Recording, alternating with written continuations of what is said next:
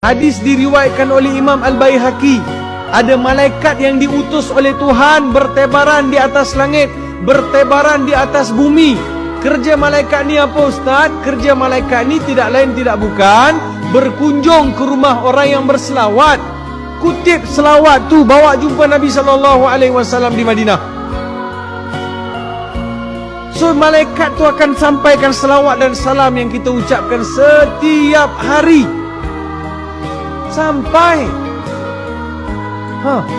Man shalla alayya marratan sallallahu alaihi asyarah. Siapa yang selawat ke atas aku sekali, aku selawat ke atas dia 10 kali.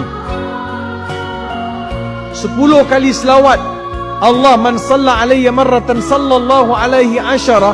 Siapa-siapa yang selawat ke atas aku, kata Nabi Muhammad sallallahu alaihi wasallam, Allah akan berselawat ke atas dia 10 kali. Selawat Allah ke atas manusia, apa makna dia? Selawat Allah ke atas manusia itu maksudnya keampunan. Sekali saya selawat, 10 keampunan Allah bagi. Besarnya fadilat selawat.